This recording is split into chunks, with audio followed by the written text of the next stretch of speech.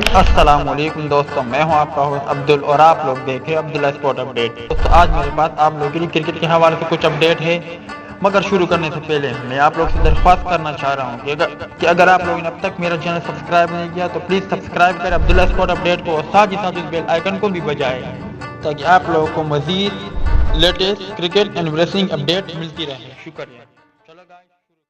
مکی آرتر نے وہاب ریاض اور فواد عالم کو خوشخبری سنا دی۔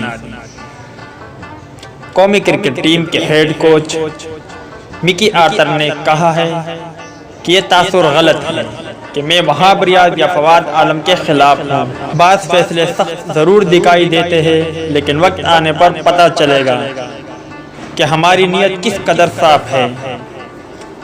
میڈیا سے گفتگو کرتے ہوئے مکی آرتر کا کہنا تھا کہ دونوں کھلاڑیوں پر نہ دروازے بند ہوئے ہیں اور نہ ان کا کیریئر ختم ہوا ہے۔ اگلی سیریز میں یقینی طور پر فواد عالم اور وہاب ریاض کی سلیکشن پر غور کیا جائے گا۔ ذرائع کا کہنا ہے کہ مستقبل میں فواد عالم کی سلیکشن کے امکانات روشن ہیں، کیونکہ تربیتی کیمپ کے خاتمے پر انہیں یہ کہہ کر گھر رخصت کیا گیا کہ وہ دلبرداشتہ نہ ہو۔ تو دوستو، کیا آپ لوگ مکی آرتر کی اس بات سے اتفاق کرتے ہو؟